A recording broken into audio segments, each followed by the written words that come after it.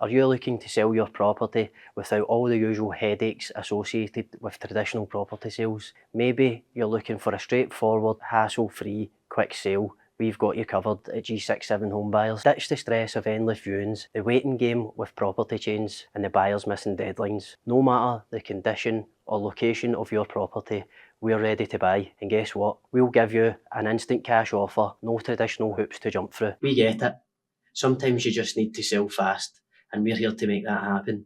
We'll often be able to buy in just a few days. You no longer need to worry about the sale falling through after weeks or months. We have buyers ready now. We handle everything for you, even paying your legal fees, and there is no hidden fees or estate agent commissions to pay. Just a smooth, easy sale with us by your side, helping you every step of the way. I am David Smith, and I will personally help you find a hassle-free solution to selling your property fast, beginning with a free, no obligation cash offer for your property.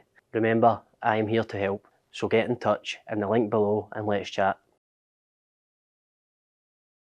Welcome to Social Sessions. I'm thrilled to be joined by a remarkable guest, a powerhouse in the world of law within the UK, a fervent advocate of the law. Chris possesses an extraordinary blend of empathy and compassion when it comes to his outlook on both legal issues and social issues. An advocate for reform within the judicial system, his remarkable courage within the courtroom is unparalleled. With a resounding and imperative message, it is my absolute pleasure to present to you the remarkable Chris Daw KC. So, hi and welcome to Social Sessions, esteemed KC, Chris Daw. So what I'm going to do, Chris, is just kind of take you back to your own kind of childhood and stuff. So where was it you were kind of born yourself? I was born in Milton Keynes, a glorious city of roundabouts and not much else. And I grew up in the 70s there. And it kind of, it was a bit of an odd place, really. But yeah, it was kind of, I guess it's the very middle of Middle England. I mean, it's about as in the middle of the country as you can get. And very sort of ordinary place, very ordinary schools there. So, you know, certainly no sort of mystical, magical, wealthy benefactors or relatives in my background. So what kind of drew you into the kind of legal system? What kind of drew you into that kind of that career, Chris?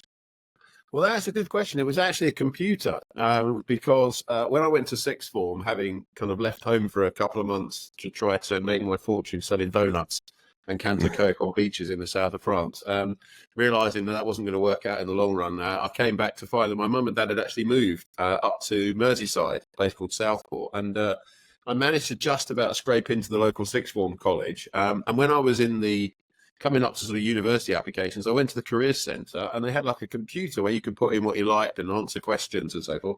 And it gave you a printout of actual paper at the end. And it comes out and it says, there's only two jobs for me. One is barrister and one is actor.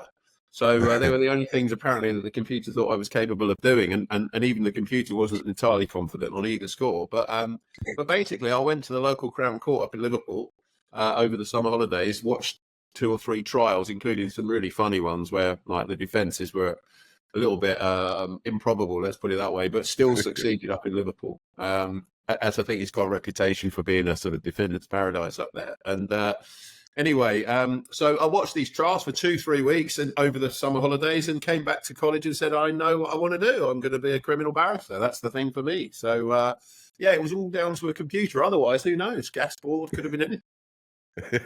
So I'm just going to take you to the kind of what it was like when you first kind of became a lawyer and stuff. What was the legal landscape like at that time, Chris? Well, it was different and the same, which I know is a contradiction, but it was different in the sense that we sent a lot fewer people to prison. So our prison population back in the early mid-90s when I started out was about half what it is now. And sentences were much lower, particularly for drugs and murder cases and other kinds of crime. You know, the sentences were sort of half the length of what they are now. So it was a kind of different landscape in terms of risk. I think that there was a lot more resource in the system. So I think, generally speaking, defendants in England, at least where I was practicing, got a sort of fairer trial and a better defence than they get now, because the cuts have been so bad that, you know, many people on legal aid, you know, if they're lucky enough to qualify at all, which many people don't, but if they do qualify for legal aid, sadly, it doesn't cover very much. So, you know, I think we're in a situation where things have worsened a lot from the point of view of justice. And from the point of view of looking at, trying to find ways to avoid getting people into the criminal justice system or divert them away from it, particularly in their young lives and teenage lives and childhood, if anything, I think things have got worse, and we've become more and more addicted to prison as the political solution for everything. I'm not saying that wasn't the case to a degree back then, but I think there's a lot more emphasis on sort of rehabilitation and diversion than there is now. Even though we talk the talk about it, really, we don't walk the walk. No, I totally agree, and I think it's kind of similar up in Scotland as well, Chris, in the way that the prison systems are really broken at the moment, and I speak quite a lot about it. I've had quite a lot of people on talking about it and stuff, and it seems to be a place where, I don't know how you feel about this, but when you send somebody to prison, it seems to open a doorway for them into a kind of criminal. That's it. As soon as you go to jail, it starts that kind of revolving door. Do you know what I mean? Yeah, I don't know how that is. Is that the same in England? It's exactly the same in England. I'm not sure how statistically whether there's a huge difference, but I doubt it. But I think the main problem is that you're rightly pointing out, it's not when sort of 30 or 40-year-olds go to prison for the first time, because that's quite rare, actually. It's generally when young people, particularly teenagers going into young offenders institutions, when they go in at 15 or 16 or 17, or even like late teens, early 20s. The problem is that from that point onwards, it's almost impossible in our society to just put it behind you and move on and kind of live a law-abiding life and get away from sort of crime and criminal associates from sort of early in your life. And so you're absolutely right. The whole system, in effect, I mean, if you just think about it, and I wrote about this in my book, but someone coming out of prison at the age of 20, 21, whatever, and they've been in for a year or two or however long it is, basically they usually have got nothing left. I mean, that, their families are, probably not so keen on supporting them. And if they're lucky that, they might have somewhere to live, but often they don't. And so, and if they had a sort of an addiction or a habit before they went in, then they've probably still got it, if not a different or worse one from being in prison. And so they're coming out with basically no chance. And if someone's got no chance, the only kind of family they've really got is the family they met inside or the people they knew before. And, unfortunately, that just, as you say, it just leads back to that revolving door, inevitable revolving door. And I've spoken again in the past about clients of mine who were in their 50s who'd only been out for about 3 years since they were 18. And that's not because they killed anyone. It's just because they kept going in and in for like a year and 2 and 3 and eventually it's 5 and 7. All for stuff that's often like not actually harming anyone. You're talking about stupid stuff involving drugs or whatever. Mm-hmm. And to me, it's just a form of madness that we're addicted to, and we can't get past, because unfortunately the public, when they go to vote at election time, either don't care about criminal justice at all, it's not an issue for them, or they're attracted by these arguments that let's lock people up for longer because that's got to be a good thing. Well, unfortunately, we've done that. As I say, we've doubled sentences, we've doubled our prison population, and nobody's ever happy. The more you lock people up, people just want more of it. It is almost like an addiction in and of itself as a society that we have to locking people up, even though it's staring you in the face. It doesn't work. It makes things worse. So it's utter insanity. And you're right to say that it's particularly prevalent in the UK as opposed to many other countries in Europe where they have a very different approach and achieve much better results. So, see, like we are talking about, obviously, I read a thing no long ago, Chris, and it was saying Netherlands had kind of closed down quite a lot of their prisons. It was actually quite, see, when I read it, it was quite surprising, the actual amount they'd closed down. And obviously, look at the kind of Scandinavian model. What kind of things would you bring into the kind of UK that you would see? Obviously, rehabilitation and stuff when we talk, but what kind of stuff would you try and do? Yeah, well, I would start with a blank piece of paper, because, I think we've got the whole thing wrong. I mean, from top to bottom, from policing to the policing in particular of young children and the way that they engage with criminal justice, right through to, as I say, that revolving door of criminality and prison sentences. So what I would do is just rip it all up and say, look, nothing we're doing now really works. So what can we do that's completely different that might work? And one of the things that I'm really passionate about is that we should stop criminalising children completely, no matter what they've done. No one at the age of 18 should start their adult life with a criminal record. And that means that, yes, if young people do things which are violent or dangerous, you're going to have to address that behavior. But we need to address that behavior in a non-criminal justice way. So, in the worst case example, and there are very, very few actually young people who kill or commit the most serious acts of violence, by which I mean under 18s. That's very rare, actually, even though the headlines tell you something different. But with that group of, violent or potentially dangerous individuals, you would need a secure institution. But I would go for a secure school, which was genuinely aimed at welfare and education and life lessons and life skills, rather than, as you have up in Scotland with Pullman and other places, with the best will in the world, places like that are just prisons for kids. And prisons for kids produce prisoners who then go into prisons for adults. If we scrap the whole idea of criminalising children, then most kids who get into trouble with the police, if they had a clean slate at 18 and they'd had education right the way through and hadn't been sent to a sort of prison-like environment, most of them would grow out of it, either 18 or 20 or early 20s. They'd grow out of whatever it was, and if they're given support in their lives for addictions and the abuse that many have suffered who are in the criminal justice system, we would find that instead of having 50, 60-year periods of incarceration for these kids, we'd actually find them, in their mid-20s, they'd actually have sort of grown out of it with that support, and they'd be doing, education, careers, etc., like everybody else. So I think that's a really, really important thing, is just to change the whole mindset. Let's not criminalise things just because it sounds like we should. We've had a big thing on knife crime in England. let's lock up 15 and 16-year-olds for the first time of carrying a knife. If you do that, you're going to make them criminals forever, almost certainly for decades anyway. Whereas if you said, okay, why are they carrying a knife?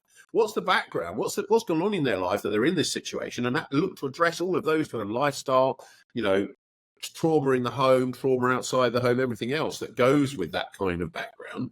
Look to try and resolve or deal with those issues. You'll find that, just like anyone who's given a chance as a child because they made a mistake, they'll grow out stuff and they'll become productive. So I think you have to start really radical differences in the way that we teach young people. And then all the way through the rest of the system, there's the madness of the prohibition of drugs, which I just find so utterly insane that we essentially create and incentivize this huge worldwide drug cartel, drug supply network with all of the violence, everything that goes with it. We've created that as societies by prohibition, not, drug dealers fill the space that we make for them, and we've made that space for them, and they understandably fill it. So that's another form of insanity I think needs to end. Equally importantly, along this sort of journey, we just need to say to ourselves, in every single case, very, very few people who go to prison actually should be there. It's maybe 10, 20% of the prison population who need, they need to be in custody to protect everybody else from their violent behaviour.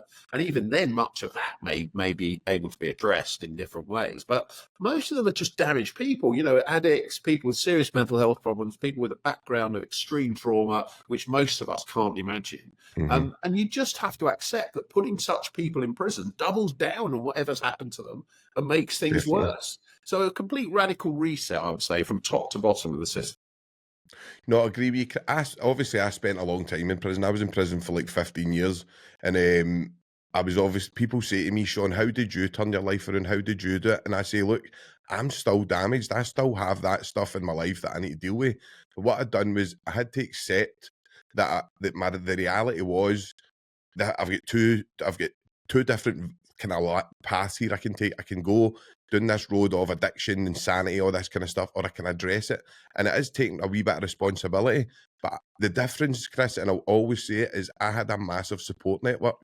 And my mum, my family, I had a great partner, I had loads of good friends, I had actually really good social workers at the time. So I was very, very lucky. Do you know what I mean? And that's the only reason. Do you know what? You're right to use the word lucky, because you would know better than me. But out of all the people you spent time with behind the door over those years, how many did have all of that support? I mean, honestly, a handful, Chris. So that's the thing. You had the benefit of something which the rest of us perhaps take for granted. Who don't get caught up in criminal justice. Let's say family networks, support networks, etc. Most people in prison, one of the many reasons or main reasons they're there is because they never had any of that. And because they got drawn into addiction and crime at a very young age, often, as young as 8, 9, 10 sometimes, in terms of drug gangs, you know, and so you were very, very lucky. And as a society, we kind of have to realize that most people in prison are not that lucky. Yeah. So we can take a choice. We can either just abandon them to become perpetual residents of one prison or another, or we can actually try and provide some of that structure via other routes and other services, and in particular by making sure that we think about, you know, often when people are sentenced, and I've had this over the years, you know, we've got letters, you know, where people are lucky enough to have family, mothers or partners or whoever supported them, and the judge can just say, well, they should have thought about that before they committed the crime, and it's tough shit, basically. I know. But hold on a minute. What we're saying to you is they've got a support network. If you don't send them to prison and you put in place, you know, addiction, therapy, whatever it might be, all of the other kind of protective factors that people need, like a home that, you know, is secure and they're not going to get thrown out of and everything else, then they're going to actually just resolve their issues and probably, in most cases, move on with their lives successfully. But if we don't, we're just, as I say, we're just doubling down. We're making it worse. But you're very, very lucky, Paul, and it's interesting that you kind of recognise that. I mean, I've had clients, you know, in my past, who have been able to escape from that sort of revolving door of serious crime, you know, drugs, guns, whatever it might be. But only those ones who have got someone on the outside, usually their mum, but someone on the outside who sticks by them, no matter what happens, no matter what sentences they get. But we all know the phenomenon of people who just don't get visitors because nobody, you know, everyone's just sort of given up on them, you know, after a year or 2 or 3. It's quite common for people to have almost no visitors after 3 years of a long sentence. And, you know, when you can just imagine what that's like coming out when you know yourself, because you'll have seen so many in that situation. No, it's you're so right, Chris. And what I try and say is, when you go into prison, I wrote a book about it. Obviously, about my book about how you really need to disconnect for yourself when you go into prison. The environment's so toxic. So when you go into prison, that disconnect takes time, and you learn a set of kind of rules, and the rules are flipped. So everything that we can see in society, like violence is celebrated, drug taking is celebrated, antisocial behaviour. So when you're putting somebody in that for like years upon years, what is it you're expecting them to turn out like when they come out? And then how can you demonise that person? And understand that people need to take responsibility. But when you're asking, when you take somebody's, because going into prison, you're essentially taking their full responsibility off them. So you're teaching them how to live with responsibility. And then when you send them out, you're saying, right, now be responsible for yourself. And you're like, how can you expect this guy? Hence, you have the system in Norway, which is very successful, where the prisons don't look like prisons. And the idea of a prison is, firstly, you only put people in prison who are a danger to the public. You don't punish people for its own sake, because we all know where that ends up. And unfortunately, that's a big part of our system. But yes, there are some very violent and dangerous people that need a period of time where they are in secure conditions. But they don't need to be in a prison that has clanging gate and, you know, all the stuff that goes with our kind of Victorian jails, which still, you know, often exist up and down the country. Right. And so they're allowed to have normal living conditions. They live in sort of shared apartments with other inmates. They can cook their own food. So they can maintain the life skills that, you know, you're going to need on the outside, and a degree of responsibility and independence. And in the end, actually, if they get through a period of time, they can have their family, their cottages in the grounds. They can have their family for weekends and stuff, and get just gradually ease back into a sort of normal life. We just let people like go, as you say, in that sort of complete subculture of prison for however long they're in there, until the day they come out from this fucking great massive brick wall through the thing. And then what's next? And the answer is often, particularly for people who've been in, like yourself, for a very long time, the answer is no idea what's next. I don't even know what the world looks like anymore, let alone how I'm supposed to kind of cope with it, how I'm supposed to get a job with a significant criminal record and all the other stuff. What are you going to do? You just call whoever you've either met on the inside or whoever you knew, you know, and you get back with whoever it is, because that's the only kind of structure you've ever had. And it's a toxic structure, just like prison. So we need to learn lessons about what actually works. And you know, these other systems around Europe in particular and other places, they do work. They produce people who on the whole don't reoffend after they're released. 20% recidivism rate in Norway. In our system, it's 80% within 2 years of young offenders institutions. And you know, any other system that had such a crap outcome, you'd just scrap it. It wouldn't survive. Well, absolutely, I know. But we're addicted to it. No, you're so right. It's see, when I was obviously 19 when I went into prison, and I came from a quite. I mean, I wasn't I came from quite a good background, just outside Glasgow. It wasn't really. I wasn't involved in that kind of gang culture like the way it was in Glasgow. But you think you are when you're kind of hanging about the streets and you're in your wee kind of town. But as soon as you hit Pullman, you just realise straight away, oh my God, like I'm so out my depth here. And it was a big realization for me. But what you do learn is very quickly you learn survival. You learn to survive in a place, and if you don't, you become a victim. So it's very hard, Chris, to kind of explain to somebody. I always say, like, the Justice Minister or whoever should be go in and spend a month in the prison just to actually see what it's like and say, oh my God, is this what's happening here? Do you know what I mean? You've got guys here like Spice and the new Tizalam stuff that's going into prisons, and people know it's killing them, but that escapism for that couple of hours that they're getting is enough to kind of that, and that just shows you how much people are trying to connect with something. The kind of lack of connection is huge. But I kind of touch on, I noticed you on Twitter, Chris, and it was because of your tweets, and I could see that you were very, very passionate about reform and stuff, and I was really taken by a KC that had that kind of outlook. How does that go when you're in amongst maybe other KCs and stuff that don't have that outlook? How does that come across? Well, it's interesting because I actually think the great majority of people who work in the system, obviously the people who are kind of behind the door have got a very unique perspective. But those of us who work on the in courtrooms or in probation or policing, etc., I think most of us actually have a broadly similar view that the system's completely dysfunctional. And that broadly the reasons are exactly as I've suggested in terms of, this sort of perpetual use of criminalisation, prohibition of drugs, etc. So I think everyone kind of broadly shares those views, and many, many judges certainly do. But the difficulty is that the laws are made by Parliament, and Parliament is full of politicians, and politicians, as you rightly point out, don't really have any experience of what prison is really about and what it's really like. So they're not speaking from any form of informed position. They don't really care about the evidence about what works and what doesn't work and what makes crime worse or better. All they care about is sound bites. And the soundbite is, we are going to, Boris Johnson did this in 2019. We'll lock more people up. They're getting out too early. They're not doing enough time in prison. We're going to increase the amount of time people spend in prison. And the public go, yeah, great, we love that. Yeah, we love it. Yeah. But that's the problem. So you've got a disconnect between the people who know exactly what we need to do to make things better. And by better, I don't mean better just for people in custody, but that is an important part of it. But I mean better for society. And the most important thing of all, surely, from any criminal justice system, is that it is in some way effective in reducing the amount of crime and reducing the number of victims in society. That, for me, that will be the number one. They will be the two most important things.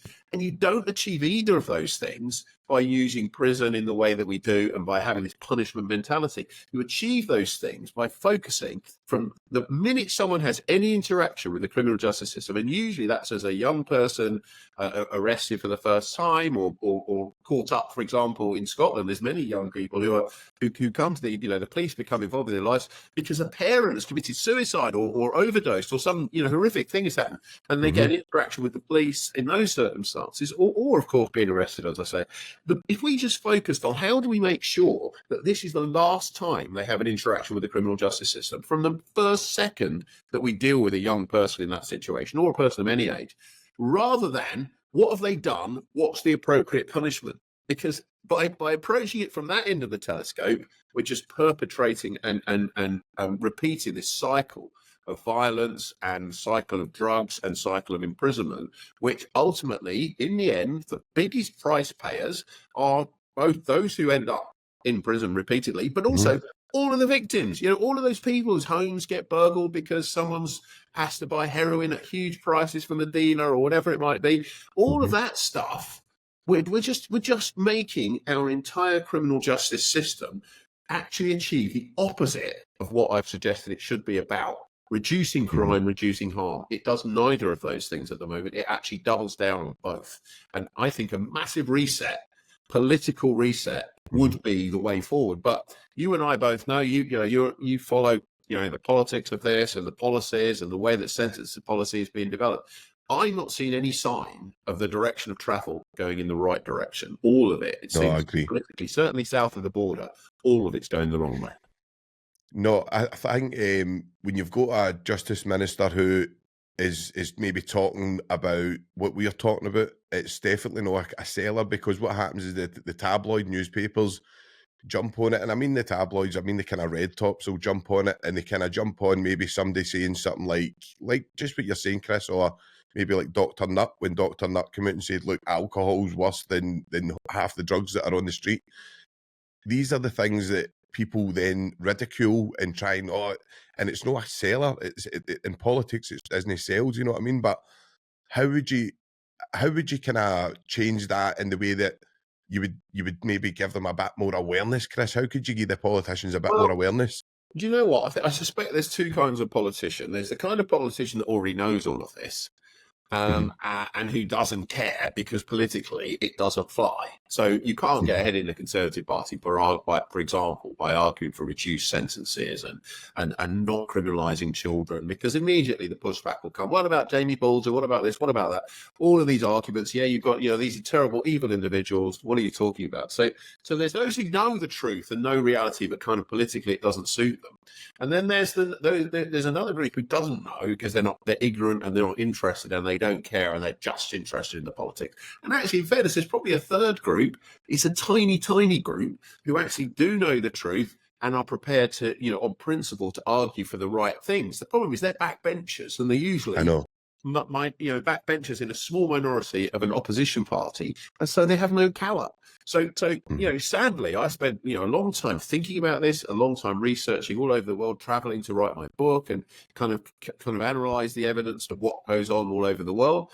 And no matter what you do, no matter what I say, sadly, no matter what you say, no matter what anyone's doing, no matter what Professor Nutt says, nobody's listening. And politicians don't listen to stuff that doesn't get them votes. So for me, I'm really deeply kind of sceptical that we'll see any form of change in any reasonable time frame. More likely, it seems to me, as we head towards a UK prison population of 100,000 over the next year or two, a total UK population of approaching 100,000, including Scotland and Northern Ireland.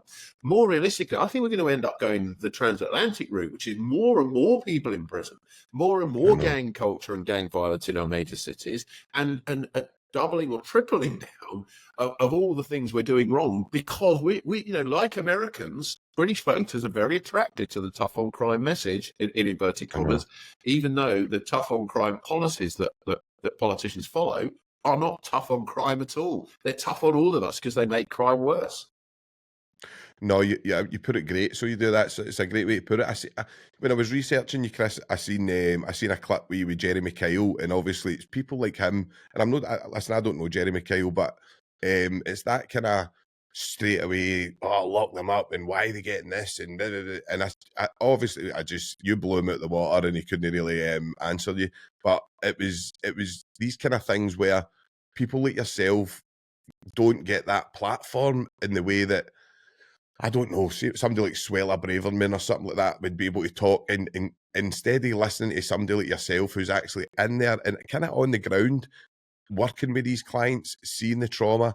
And I try and say, as much as I can, I try and push this to some of the backstories of prisoners and criminals are horrendous, are really horrendous. People don't know, like your Jacob Rees-Moggs and that, they will never ever be able to kind of relate to that. No, it's because when I went to Pullman, I filmed for a BBC show a few years back, in 2019, and the governor there was an amazing woman, and she was incredibly intuitive about the plight of the young people in her care, as she saw it. Although, as you know, Pullman is not really a caring institution in principle at all, but that's how she saw it. But she rightly pointed out that some of the young people in Pullman had experienced not one, not two, but maybe 5 traumatic life events, such as the death of a close family member. 5 deaths in unnatural circumstances for one young person under the age of 18. And most people just can't remotely imagine what that must be like, what the impact of that must be. And then at the age of 14 and 15, they're then, for some usually relatively minor offence, although sometimes violence is involved, of course, but they're sent to a prison, with that background. Any civilized society, firstly, taking it as being civilized, would say this young person needs our care and protection. They don't need to be locked up and traumatized even further. And secondly, just set aside all of that stuff, just using your common sense. Your common sense will tell you, if we do lock this person up in this way, what's going to happen is they're going to get more traumatized and they're going to come out and commit more crimes. So, it's just a basic use of common sense. No, we've had like the Fritzi Hotzman on, who's like, she does the Compassionate Prison Project in America, and she's coming over soon to kind of do another one, and hopefully we'll be able to take part in that. But she points out, she does like a kind of ACEs test, and she points out and allows guys in prison to recognise the trauma, because what I try and always say is, I think where I was lucky again, Chris, is I was kind of lucky. I'd done a degree kind of law and politics whilst I was in prison, but I was kind of lucky to have that tiny wee bit of awareness that allowed me to see a wee peek behind the veil and go, this is all facade. It's like, it's all fake. It's no real, like, this whole thing is just traumatizing everybody here. And I would say probably if you took a 30-year-old, the person that we're talking about that's been reoffending in and out of prison, I would say that nearly probably high 90% would have PTSD. I would say they would actually have PTSD, and just because of how prison operates. People say prison's a holiday camp or this kind of stuff, and I'm like, oh my God. So you feel like it's unbelievable, the views people have got on it. Yeah. People who haven't even been there as a visitor, let alone as an inmate. And so, it's unsurprising ignorance will do that to you, and ignorance combined with politicians and newspaper headlines, which are so kind of, the number of times you see the word evil monster and all these things about people, including children, who have got involved in these high profile cases. That sort of language, unsurprisingly, is quite powerful, and it influences the way people think about things, what they don't see and actually don't really care about. I mean, the number of times you say you talk about Jeremy Kyle, but the number of times I've done interviews where I've talked about a sort of a high profile murder case or some other sort of really quite serious criminal case, and I've explained about, the background of trauma, psychosis, mental illness, which often is, underlies a lot of the particularly serious violent crimes. And people go, who cares? Why are you so concerned about them? And I'm going, well, the reason I'm concerned that someone has a psychotic mental illness is because that's not their fault, and if you're going to punish someone for what nature sadly has done to them in terms of their brain, and that's combined with, of course, often traumatic childhood, if you're going to punish someone for things they haven't controlled and have no control of, where does that end? When do you stop punishing people? And really what that does for me is, in the end, it tells me punishment of itself is a bad idea, because it doesn't achieve anything good for our society. And even those who say, well, it's good for the victims because they get closure or they get this and that, but it's not good for the next victim of the next person who loses someone to knife violence or murder, because we've just locked people up at young ages and let them then come out and sadly often go on to commit much more serious crimes. So it's not really good for victims either. No, I think obviously you need to always take victims into account, and I think victims 9 times out of 10, quite rightly so, are going to be very, very kind of raging at the start. They'll have a lot of anger, there'll be a lot of resentment, there'll be so much stuff that plays out at the start of a kind of maybe a crime, a violent crime or whatever.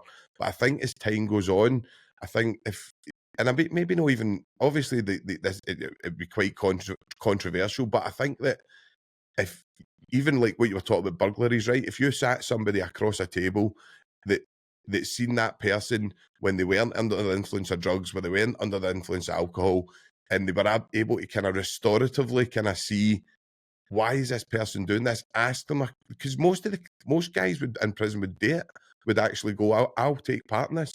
But if you were able to ask, why did you burgle my house? And you were like, it was just a chance. It was just it wasn't a personal attack on you. That would give closure. That would give people not closure, but it would. I take your point, and yes, we call that restorative justice, and yes, it does work sometimes, and yes, some victims do want to kind of participate in that process, but many victims don't. And, I don't think you can sort of underestimate, to a victim, in a sense, why someone did it. It matters in some cases, but in most cases, it probably doesn't matter very much. They actually genuinely don't care why someone was in the position where they burgled their house. And that's understandable, because that's not a choice that the victim has made to have their house burgled or whatever it may be.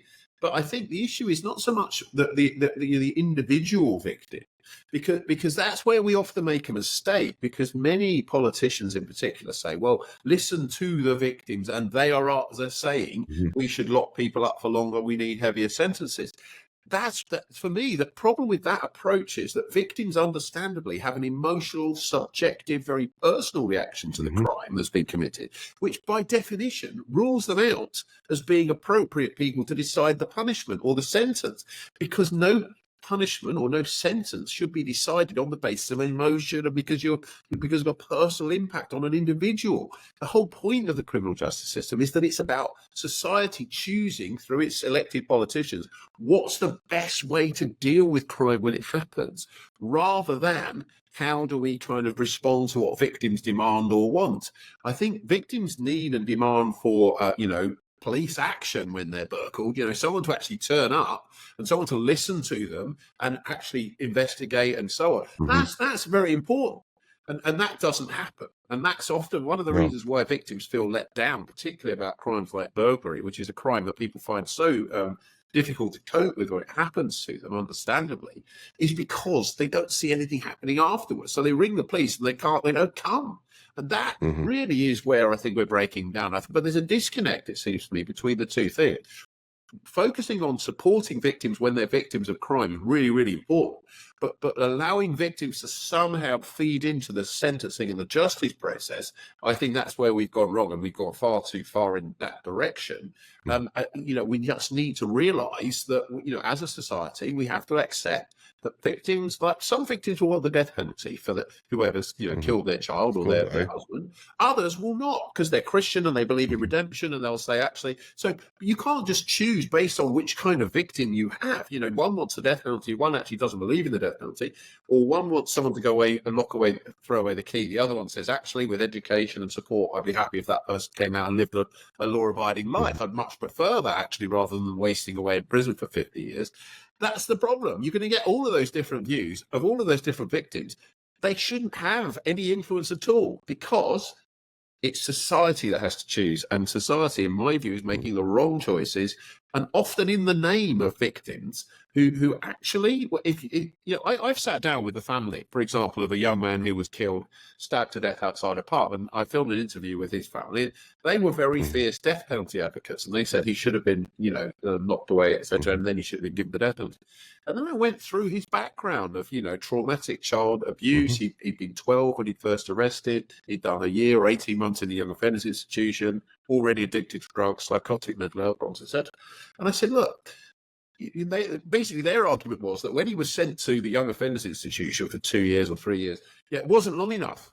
And my argument was, actually, it was going in there that's probably led to your son being stabbed to death. Because if he hadn't gone in there at the age of 14, and if you'd have diverted him into therapy and everything else, the chances your son would still be alive. So actually, when victims are confronted with the sort of reality of what works, they often stand back and say, do you know what? Set aside my emotion. I get that, because I'm bound to feel this way. I can understand, actually, there is an argument for possibly doing things a different way. So that's why we should be very, very cautious about being victim-led, as opposed to receiving information from victims, of course, but ultimately deciding what is going to make sure that we don't have more victims, which is, you can't do anything about the victims of crimes that have already happened, but you can do something to make sure there are fewer victims in the future. And that's really where I think we need to be aiming. No, I take your point, and I agree with you. I think I've never actually looked at it that way, in the way that that the victim's obviously going to be coming from, he's going to be shooting from a point of kind of resentment, poisonous kind of venom at the time, and something happens, and quite rightly so, and on that's a natural kind of reaction. But to draw a legal system on top of that is obviously what we go against. That's the point of having a jury system, isn't it? To kind of try and stay away from that kind of bias, kind of look. No, so I take your point massively on that there, Chris. One of the other things I was going to ask you about was obviously joint enterprise, right? Joint enterprise is something that I know Jan Cunliffe, and I know some of the people that, and I totally disagree with that law. I don't know. I think obviously when you're maybe robbing a bank, and if maybe 3 or 4 of you are going to rob a bank, and there's a kind of criminal plan, or it's premeditated, then there is a place for joint enterprise. But I think the way it's getting rolled out in England is atrocious in some cases. I don't know how you feel about that, Chris. Yeah, I think the problem in England, I can't comment on Scotland, but in England, we only have one form of murder. We don't have like first, second, third degree, etc. So what happens is that the only real way to charge people where there's been a killing and a murder, that, for example, a stabbing in a gang situation or a shooting in a gang situation, the only way to sort of draw the other people who were present and part and parcel of the attack is by charging them all with murder, for which the sentence is automatic life. There's no kind of shades of grey or in between. Of course, the length of time in prison changes, but the sentence is life, regardless of whether you're, the getaway driver that's there and isn't even at the scene of the attack and isn't even present when someone is shot or stabbed, or you're the one actually opening fire with a firearm. It's the same basic crime in the same sentence. I think the answer is actually to move to a situation where you have different degrees, different categorizations and different classes of homicide, which allow for many more variations on the theme. But also, I think, the truth be told, many of those who are caught up in the sort of periphery of these murder cases, in gangland cases, are often very young people, sometimes under 18, who are part and parcel of a gang culture in Glasgow or Manchester or London or wherever, and often they haven't remotely got the sort of the desire to kill anyone or for anyone to die. It's just that they're kind of there out of a form of loyalty, coercion, or whatever. And I think many of those people would be far better to try and divert them away from criminal justice, and certainly locking them up for another 10 or 15 years on a murder charge. It just, once again, set aside the huge waste of money that represents to society, and think of the good you could do with that 40, 50,000 a year that you're wasting on putting someone in prison. But set all of that aside, and that's a form of insanity that is really difficult to compute. But just again, from that broad overview, what do we want the outcome to be? If we lock up that 16-year-old for 10 years who was, present but didn't do anything, what are they going to do with the rest of their lives? Almost certainly nothing useful. And that's the almost inevitable outcome. Whereas if we once again divert them away from it, try and get them into a secure educational environment, get them away from gang influence, etc., there's a chance that, at least, it may not be guaranteed by any means, but there's a chance that person will be able to live a law-abiding life once they become an adult. At the moment, we're just locking them all up and dragging. It's like a dragnet kind of thing. Anyone who's anywhere near it gets dragged into it, charged with murder. 6, 8, 10 young people in the dock at once in these big murder trials, gang trials.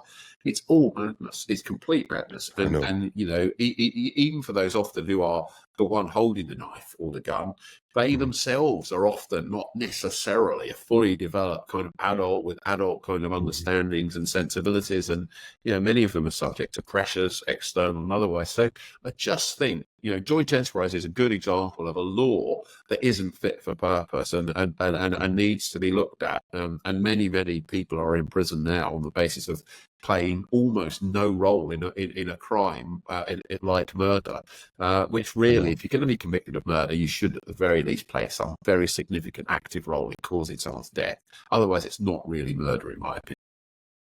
No, I think I'm sure Machiavelli's is one of the best ways to hurt somebody is give them a sense of injustice, and I think that I've worked with like obviously my case. I'm not going to go into my case. That's for a different time. But I worked with like miscarriage of justice victims, and I've worked with like Paddy Hill, and I've seen like loads and loads of guys who were kind of in the miscarriage of justice, and I believe that they're the kind of most the least kind of valued in the sense of kind of injustice that they see. It really takes over their life, like genuinely takes over their life in a way that it's very hard to get through to anybody and say, look, you need to accept this, because that word acceptance is a bad word to these people. Yeah. So putting people like that are in joint enterprise, guys who you're talking about, a 16-year-old who genuinely was round the corner, didn't know that that stabbing was going to happen. What good is it sending him to prison for Well, 15 even if years? they did know that that stabbing was going to happen, I mean, let's get real. Some of them often do, many of them do. But even if they did know that was going to happen, it doesn't make them, in my view, guilty of murder, or shouldn't do.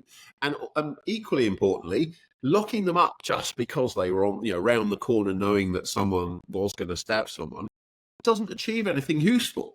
You can achieve much more good by not locking them up, even if they did know. And even if they did have some awareness of what was going to happen, because they're not ultimately responsible for it just because they knew and came to a scene of somewhere or nearby the scene of someone.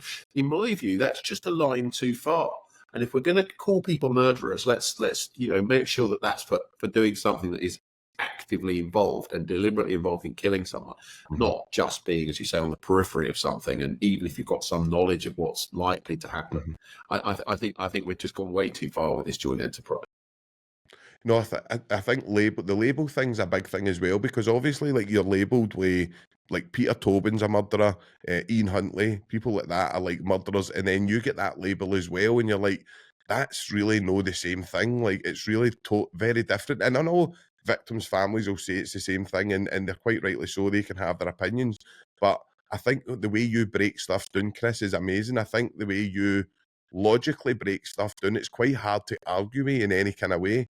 I think that you keep going back to the same thing, which is don't lock people up, and it'll kind of stop future victims, which to me is so logical. It's just there's no really an argument for against it that would suit, I don't think. Well, you make a good point there, because when I was filming my BBC show, when we were sort of looking at the structure, it's called Crime Are We Tough Enough? And basically, we had me arguing from the point of view that we're doing everything wrong, and we should stop locking so people up, and all the points that I've been making today.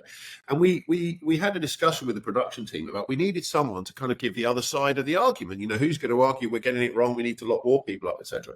And we thought logically, well, let's go and find some recently retired, very senior police officers, retired chief counsel or that kind of person. Every single one we approached said, "Well, I agree with Chris. I agree we're getting it all wrong. It's crazy, but we, the police, don't, it's not our choice. We're told what the law is. We're told to go and arrest these kids and lock them up. That's what politicians and, are telling us to do. We have to do it." And we did find a solicitor who acted for victims and doing victim compensation, who was willing to come along and argue that, that there should be longer sentences. But it's actually quite hard to, as I said to you earlier, to find people who work in the system every day in criminal justice, in whatever capacity, to find someone who believes that we've got it right, or that we should have more prison and longer sentences, is actually very, very difficult, because evidence is evidence. But we just keep circling back, I'm afraid, to the problem of disconnect between what works in reducing crime and supporting both victims and supporting those who have been involved in criminal offences of some kind, and what politicians are prepared to promote at election time and through their policies. And unfortunately, there's just no connection between it's rather like, I suppose, we all know that driving at 150 miles an hour is inherently more dangerous than driving at 70 miles an hour on the motorway. But it's almost as if we had a society that even though we all know that, the government says you have to drive at 150 miles an hour. And that's the way, you're just doing a thing that everybody who's got any rational analysis of it knows is going to make things more dangerous and worse. But we're doing it anyway because politically it's very popular and it sounds attractive. So, the more that you keep doing things that both common sense and, more importantly, evidence say are the wrong things, the worse your outcomes are going to be. And the exponential kind of path that takes you on is towards mass incarceration, which in the United States involves 2.5 million people being in prison at once, which is almost 1 in 100 of the whole US population. And when you just get your head around what that costs, what that does to communities that have lost all of their young people. I've been went to a church in Atlanta where there were hardly any men. it was a black church. There was hardly any men there because nearly all of them were in prison. The only men there were over 60 or over 70. All the young men were locked up. So you have all these mums and wives and children, and they've got no male kind of role model or support in the community because their policy is so insane that you have so many people locked up for so long. Well, the more you keep doing what we're doing, the closer you get to that system. And what we should be doing is applying a hard stop break and moving directly in the opposite direction. No sign of it, though. That's the problem. You and I can talk about this all day long. You from your incredibly valuable and experienced perspective, and me from my very different but hopefully experienced perspective. We can talk about it all day long, but who the hell is listening that has the power to do anything about it? That's the problem. I think it's when you look at any system, I've said it, but take the top end, for example, and with the top end, Chris, you'll know this yourself, I don't know what it's called in England, but the top end is when you come up to the end of a kind of long sentence, and it's the first part of your kind of training for freedom, when you go out for your tour visits, and it's like escorted home leaves and stuff. Now, the success rate in there is honestly like, this is me being kind of kind, 1 in 10, right? So see if you owned a business and you were getting like any kind of success rate, like you were talking about, like an 80% reoffending rate, a 1 in 10 person going through a system and getting to the other side, you would say this is broke, this is madness, we need to stop this business. But I'm going to ask you this, and this is my view, Chris. Sometimes I look at it and I see the poverty. Poverty is obviously the biggest factor in my kind of view. But I think, see, if we solved crime, just say we solved crime overnight, or we had a magic wand, the amount I think there's quite a lot of society revolves around crime in the way that we've got police, we've got addiction nurses, we've got prison officers, we've got judges, we've got cases, we've got lawyers, we've got like so much invested into this system. Is there a chance that's maybe why we don't try and change the poverty? Definitely. So very rarely do turkeys vote for Christmas, and I think the truth is that people like me, on the whole, I frankly would be quite happy to be unemployed, i.e. there to be no need for criminal, defence barristers at all, because we'd solve the problem of crime. I'd be quite happy with that because, I've got other things I can do. I've been involved in other businesses, and I do television and all sorts of other stuff.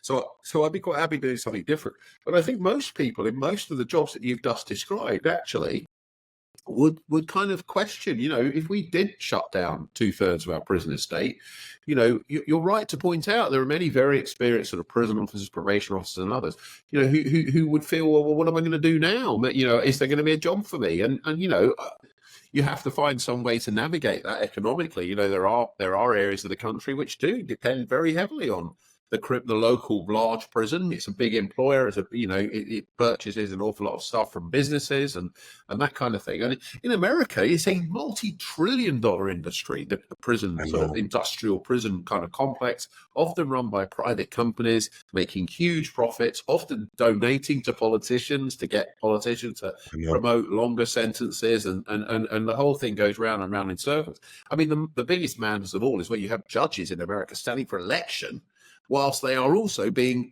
paid for and supported by the local prison company, how do you get your head around that? And obviously their incentive is to give the longest sentences they can because they're on the payroll. Now, we're not quite at that extreme, but the point you make is a good one, which is there are a lot of vested interests. A lot of people do make their living from the current status quo. And I'm not saying that people cynically want to perpetuate the status quo for that reason, but I think that's one of the reasons why many people, particularly those who are employed in the system, as opposed to me, who's a self-employed person, I can work in other areas. I don't just have to work in criminal work. I can do other kinds of work. So it's different for me, but someone whose whole career is employed within the criminal justice system, really difficult for such a person to say, okay, let's just get rid of my job overnight, and I get that. But that requires a big picture kind of plan on the part of government. And it requires investment in communities where perhaps there's been a high level of dependency on jobs in criminal justice and big prisons. You have to do it all as a joined up thing. And ultimately, surely better for society to have fewer cops fewer prison officers and fewer criminal barristers, because that's an indication not of failure but of success. No, you're right. And I think if you look at Dostoevsky, he says like you should judge a society by looking at its prisons. And I think when you look at prisons and you look at the kind of way that it's a backwards kind of way of teaching somebody how to live, and then you put them. I've actually seen guys being liberated that have been on maybe methadone for 7 years, and they get liberated and they don't have a doctor's script. They don't have any money. They don't have anywhere to go. They don't have a house. They don't have and you're saying to them, so you're expecting this guy to go 3 days to see a doctor without any methadone.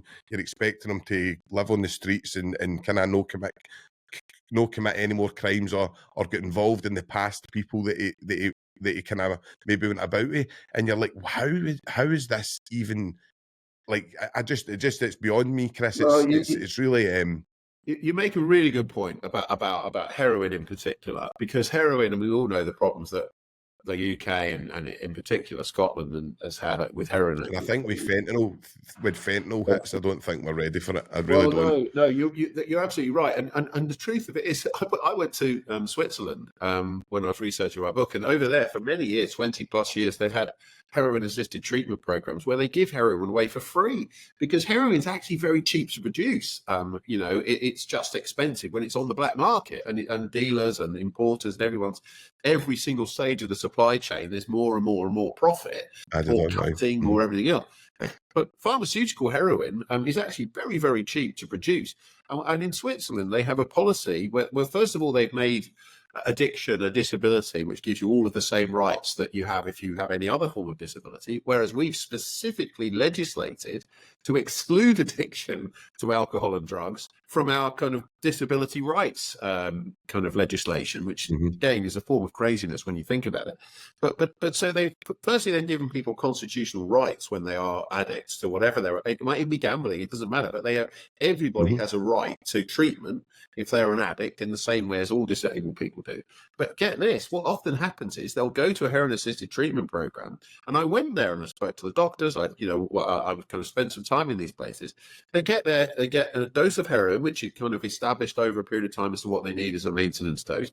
And they get it in the morning and they get it in the evening, completely free of charge. They get access to doctors, they get access to nurses. And there's even a nurse in the consumption room in case somebody has an overdose, and then they can step in and save their life, which surely should be at the top of the tree when it comes to policy priority. But the point being, once they come in the morning, they then go to work or go to university. What they don't do is go on the streets and find a way to find another 50 or 100 quid for the next, or 20 quid or 10 or whatever it is for the next load of crap quality street drug that they have no idea what strength it's going to be.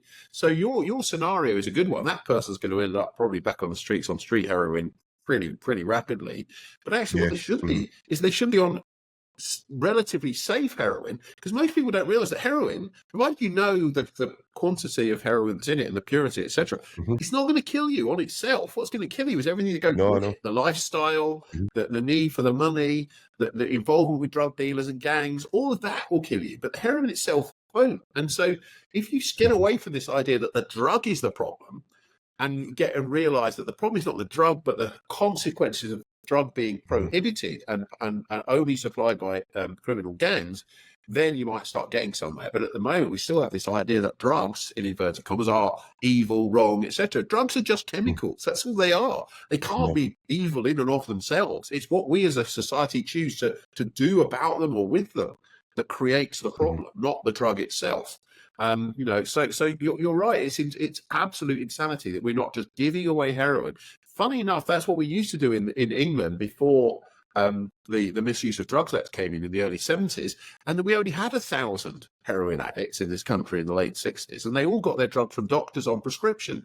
And they knew exactly what they were taking. Most of them still worked or had a sort of ordinary life around their drug dependency. But as soon as the Misuse of Drugs Act came in, within a decade or so, we had 300,000 people addicted to street heroin because of the Misuse of Drugs Act. And you know as well as I do, and probably better, the impact of street heroin, street drugs, including fentanyl, all the other stuff, on society, on certain communities of our society, and all of that is our fault. We did it. We passed that legislation. We double down, triple down, quadruple down on that every year as people getting 20 and 30-year sentences for drug trafficking.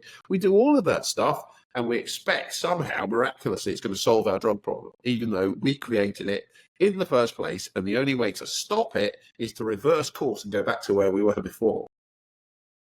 No, it's definitely, I totally agree with you, Chris. And I think when you look at the madness that alcohol isn't classed as a drug, it's beyond me. That I would say that the high kind of, I would say 70, 60, maybe more, 60, 70% at least are in prison through alcohol-based crimes, maybe higher.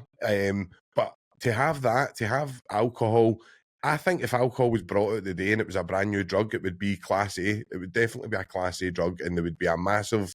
Well, look at Prohibition. You just look at the way Prohibition happened. It created, that was the kind of creating the mafia. We created so much organised crime on the back of Prohibition. Surely that should have been a lesson. Well, you would have thought so. You can't. But I think most people don't realise why we have the Misuse of Drugs Act and why it came in 1971-72 was because Richard Nixon, who's a very famous American president, corrupt crook who ended up having to resign. But Richard Nixon was campaigning for re-election, and he decided that his big policy was going to be the war on drugs, and he was going to because American influence was so wide, and he was trying to distract attention from the Vietnam War and everything else. He basically pressurized the entire world into introducing very, very draconian criminal drug laws, and they introduced the American Controlled Drugs Act at the same time, and he made all of the countries of the world, Britain, most of the European countries, sign up to a commitment that they would criminalize heroin and cannabis and all the other stuff, and that they would impose serious criminal penalties. So it's only because of political pressure from one American president standing for re-election, who we all know was a crook at the same time, burgling the Democrats and all the other stuff. We're paying the price for his madness for over 50 years later. And so, in my lifetime, I was born in 1970. That was before the Misuse of Drugs Act.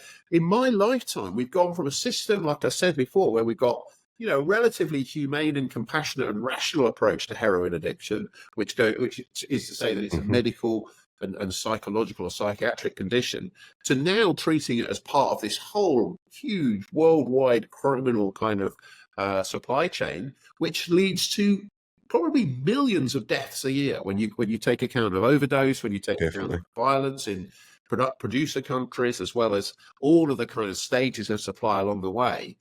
It's costing millions of lives, it's costing trillions of dollars, and it's making our societies more dangerous and worse. So once again, you apply a little bit of common sense to all of that undoubted factual information, and surely it tells you we need to be going towards a Swiss model as far as heroin is concerned, and a more compassionate and rational model for drug supply, not this crazy war on drugs that can't be won and never will be. No, I agree with you, Chris. I'm going to kind of change the scene a wee bit just as we're kind of coming up to the last part of the podcast, and talk about international law, how you see international law at the moment. I see quite a lot of stuff going on that I don't agree with, and kind of like Palestine and Ukraine and different things. And obviously people have got different views and they're entitled to it. What's your kind of view? I think that there's quite a lot of kind of treaties getting broke. There's a lot of international law getting kind of ignored. I don't know, what's your take on it, Chris? Well, I think we've got a vacuum of leadership in the most powerful countries, and so obviously the US still remains the most powerful country militarily, economically, and in every other way. But we've got a vacuum of leadership in the US in the form of a president who isn't particularly popular. He's over 80 years old, and who's kind of almost a bit lost as to why he's there, and he appears to be there only for one purpose, which is to try to defeat Donald Trump. And when you look at Donald Trump, you have someone who's a cynical, self-interested, absolutely no sort of moral compass whatsoever.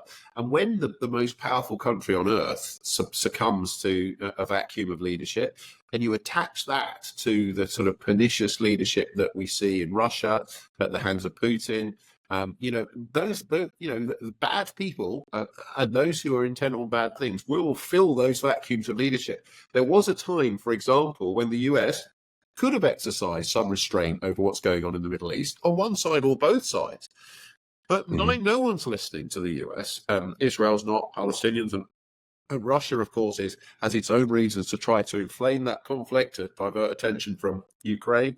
So I think all of this, look at the UK. The UK used to be a big part of the EU, used to be a big voice on the international stage. I have American friends, highly educated. I went to spend some time with them last week, and one of them was over here last weekend, and they'd never heard of Rishi Sunak. And so, we're not making an impact internationally when we're changing prime ministers. No one can understand why the prime minister's changed so many times, unless they, still, I don't think most British people do, but certainly most Americans and most overseas people just see Britain as this sort of rudderless ship. And we're getting no real leadership from France. We're getting no real leadership from China is a malicious actor on the world stage, often, just investing only in its own economic and military interests at the expense of human rights and local freedoms in the countries that it gets involved with. So we just, I'm afraid, have this perfect storm of either sort of a vacancy or a vacuum of leadership, as with most of the sort of Western countries like the US and European countries. And then set against that, we have this sort of, really quite dangerous leadership in Russia and China, the other kind of poles, if you like, of international influence. India sitting sort of somewhere in between, growing influence, but not using its influence really for the good in any significant way, often supporting Russia and using Russia as a source of energy, of cheap energy. So unless we grapple with these, these big issues, for me, I think it all comes down to this. I think in the West in particular, which, we live in genuine democracies. We don't live in fake democracies like Russia, where he can be re-elected, and no one really has a choice. But, we do have a choice. We do still vote in Britain and we can make choices. The problem for me is, who is the inspirational leader who has powerful and positive views about how things need to change, both nationally, internally, but also internationally, who can actually command respect, who can command enthusiasm, who can win an election with a mandate to go out there and do good things. And we just don't have a leader of any party at the moment. And Keir Starmer, I count amongst them, I'm afraid. I have a lot of respect for him. I'm sure he's a very clever guy and has lots of good intentions. But we don't have a huge uprising of enthusiasm for Keir Starmer and the Labour Party in this country, either north or south of the border.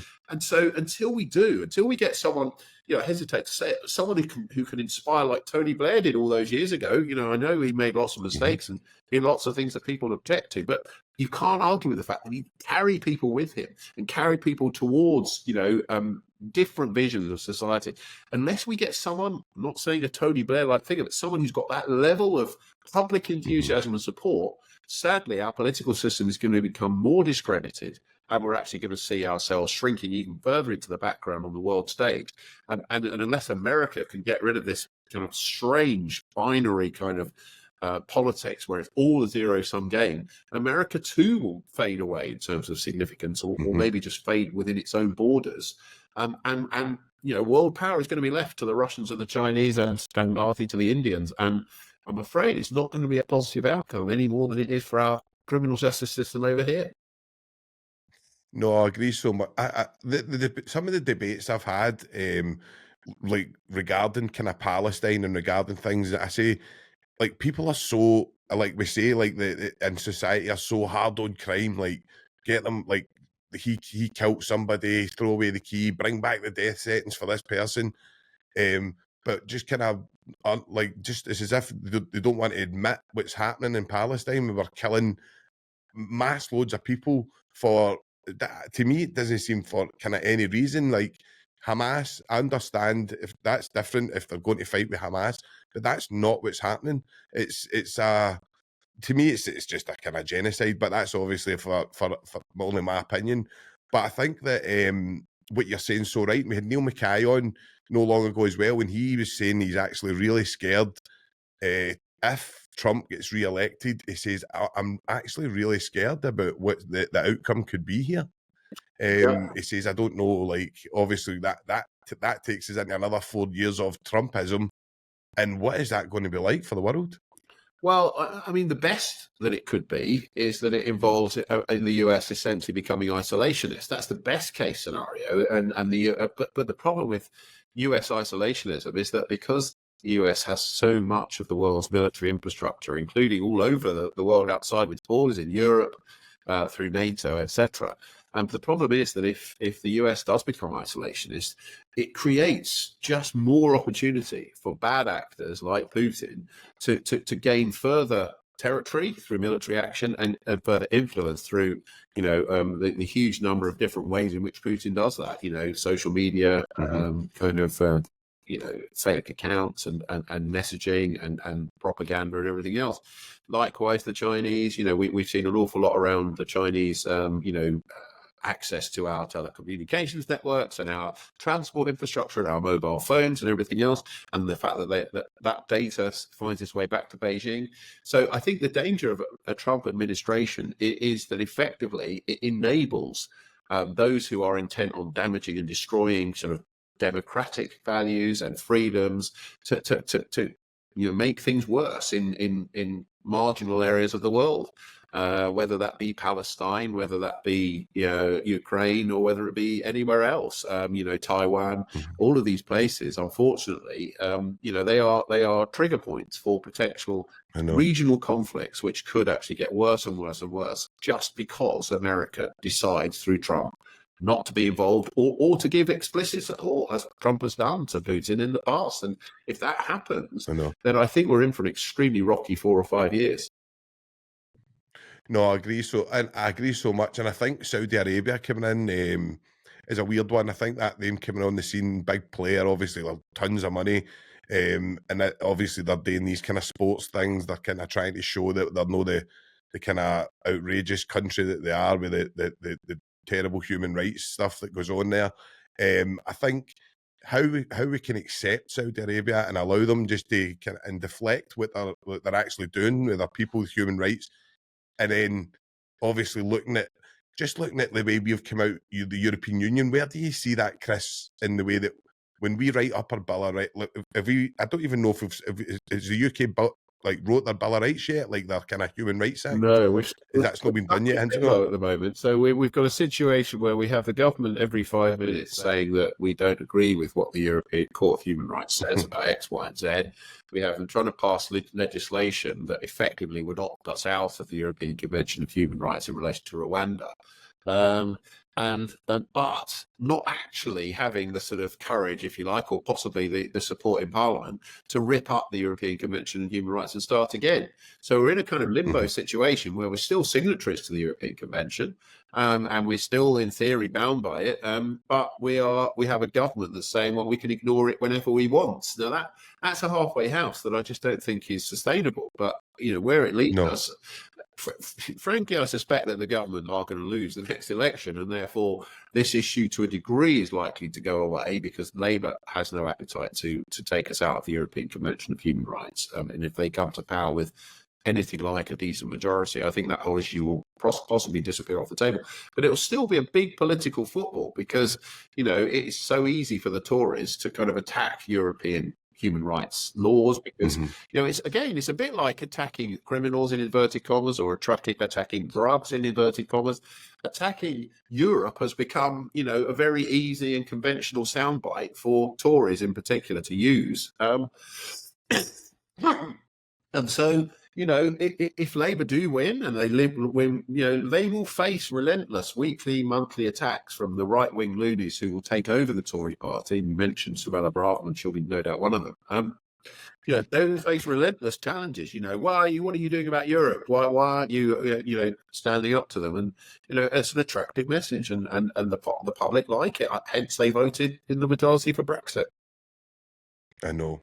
No, I know. I'm obviously. I would go back to the union. I can't see it. Obviously, I don't think that's even on the table. But I can see that there's a massive gap for one of the things that I think is people should know more about is the kind of IPP sentences that I think break quite a lot of human rights laws if you actually look at it. I've got a friend up here. We call it an LRO, a life restriction order, Chris. So I've got a friend that got 2 years, no for killing MD, no for anything. It was a serious assault. Wasn't even attempted murder, it was a serious assault, and he's done 16 years for a 2-year sentence. Now, I think when you start looking at that, that's massive. To me, it's human rights breaches. I think if you look at so much of stuff, but how do we gain that human rights? How do we bring the human rights back to the normal people, to the kind of people of society? You make a good point, because lots of people really have no sympathy for those who are in prison at all, regardless of why they're in there, why they've been in there for so long. IPP sentences, as we call them in England, were of course brought in by Tony Blair's government back in the late 90s, early 2000s, and we still have people in prison from then, who were imprisoned often, not necessarily for a serious assault, as you said, but for fairly low-level offending, and they just qualified for an IPP because of the fairly technical way in which the sentence was constructed. So people who were expecting to, and realistically should have only spent 2 years or so in prison, as you say, are still in prison after 16, 17 years. And it's an injustice that has to be brought to an end. But one of the problems with imprisoning people for so long when they hadn't committed particularly serious crime in the grand scheme of things is that they have often become entirely institutionalized, and it's even more difficult, therefore, to justify releasing them on parole, because you can't really show a path towards them living a safe kind of normal life where they don't represent any danger to the public, which of course is the test for parole. And so, what we've done in effect is put them in prison when it should have been, if at all, for a short period of time. And then over a long period of time, you've taken it to a situation where it's very, very difficult for many of them to qualify for parole. And that, to me is yet another form of utter insanity and totally counterproductive. What we should do, in effect, is have a presumption that anyone who got a sentence and has served, for example, more than double their tariff on an IPP or an LRO, the presumption should be they should be released unless it can be established clearly that they remain a danger to the public, rather than the other way around. And of course, the other way around makes it very, very difficult for people to achieve parole. Hence, no doubt your friend and others, many others, in fact, are still in prison when they really don't belong there at all. No, again, you break it down just so logically, Chris. It's. I was actually going to take you to your kind of social media where I kind of seen you and your presence on social media. I think you've got such a great outlook on so many stuff. I would have you up here as a Lord Advocate if I could, but it's one of the ones where you're present. How do you see social media's role, Chris, in maybe even kind of the stuff that we're talking about in society, believing in the hard crime, the kind of hard punishment?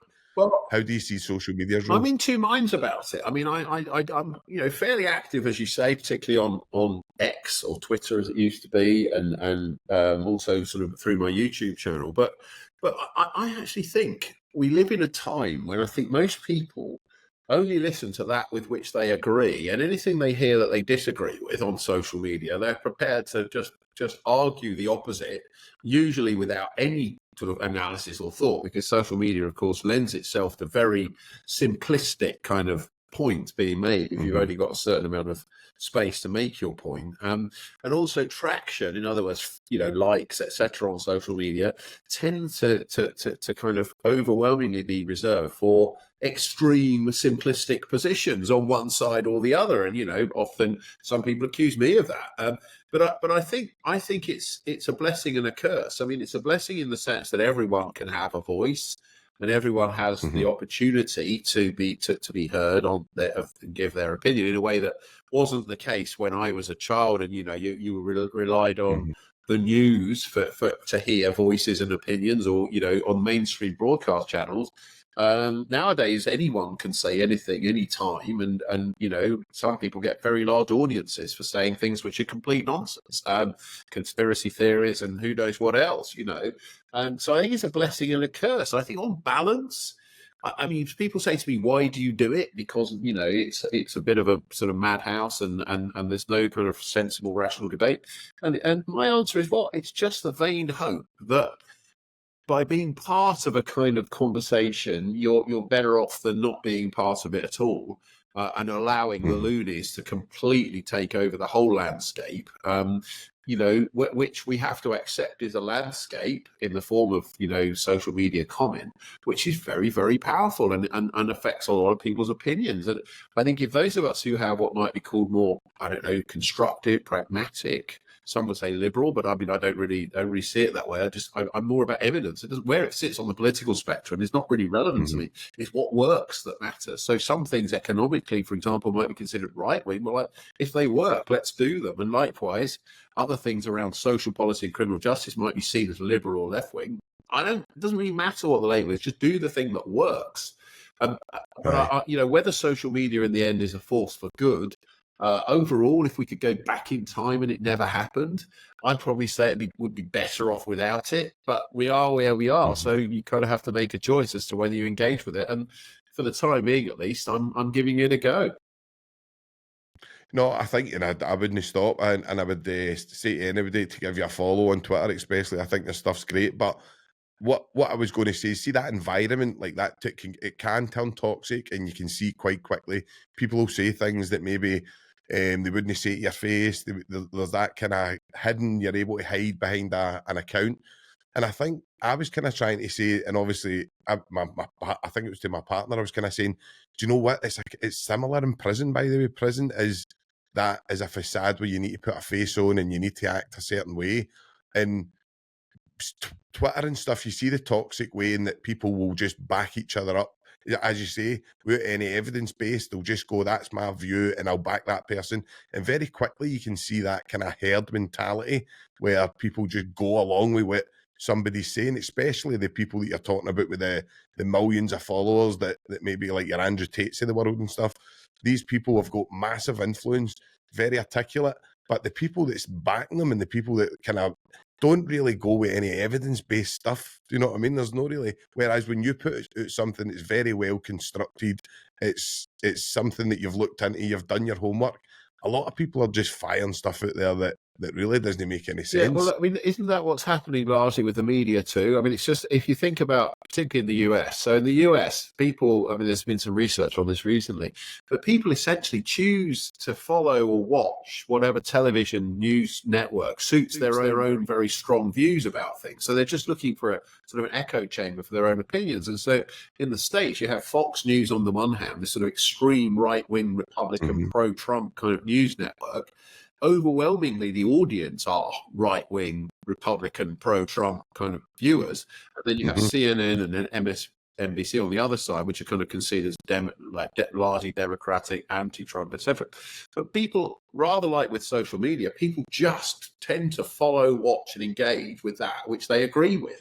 So we've gone away from sort of any kind of idea of balance, and where and I'm not saying you should enforce balance. I mean, we tried to in this country through our broadcasting laws to suggest that the BBC is supposed to be balanced and news channels are supposed to be balanced. But ultimately, what's the point of that in some senses if the battle's lost? And on social media, there's no obligation to be balanced. Anybody can say whatever they like. You can have whole networks of social media which are only focused on certain political perspectives, who believe and agree with conspiracy theories and everything else. So it's all part, I'm afraid, of a drift in society away from the rational, away from the sort of pragmatic, and away from, I guess, just basic concepts of fairness and equality and things which somehow, even saying fairness and equality now, you can be accused of being woke and you can be accused of, stuff like that. Even though surely fairness and equality, when you kind of strip away everything else, what was the Second World War about if it wasn't a battle against inequality and unfairness in Nazi Germany?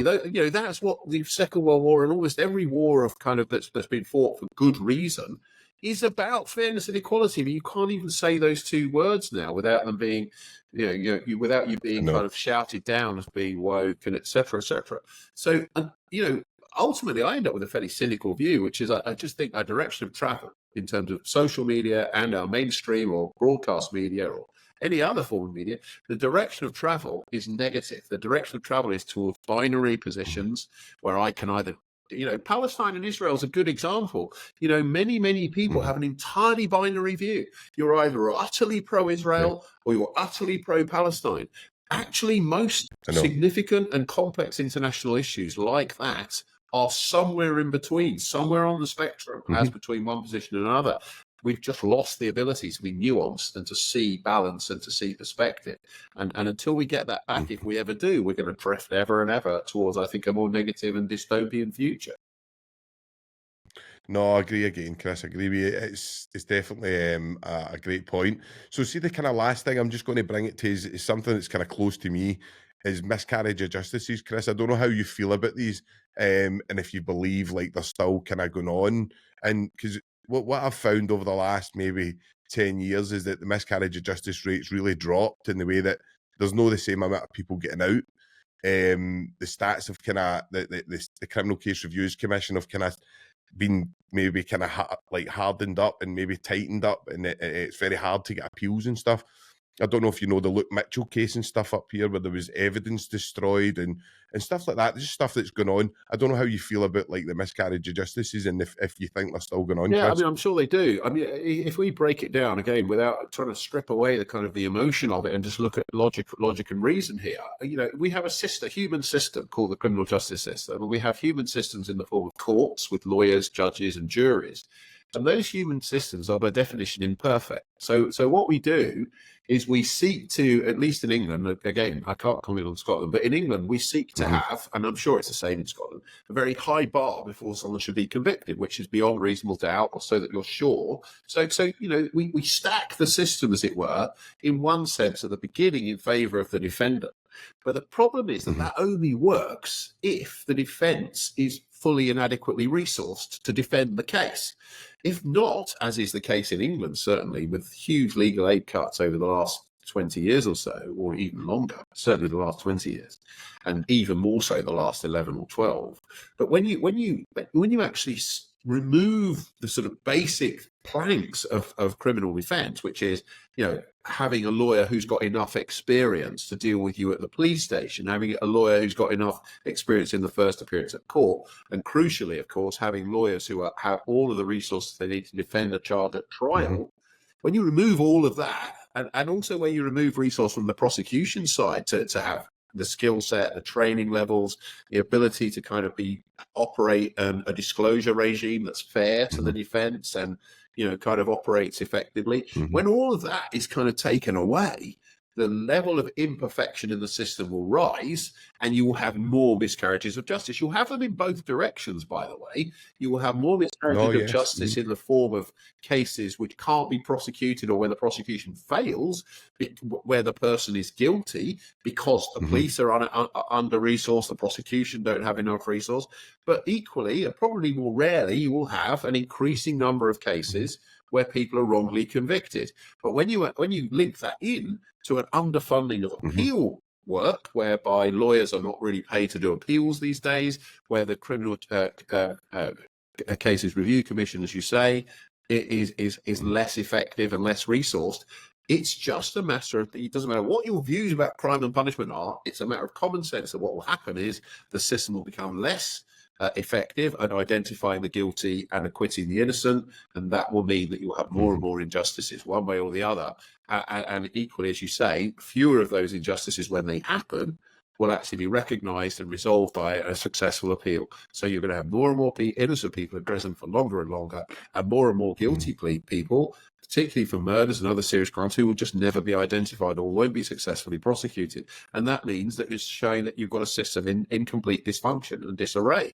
And how do you solve all of that? Well, first of all, you did some of the things I've suggested, for example, decriminalising, or rather legalising and licensing drug supply, halving the prison population, and stop locking up children in prisons or calling them criminals. So if you did those three things alone, the amount of money you would save and you could use for other things to try to make communities afflicted by drugs and crime better and safer places, to try to get children victims of trauma, you know, through into adult life and into a law-abiding adult life, and all of the other things, and to stop the revolving door of and vast cost of unnecessary prison sentences.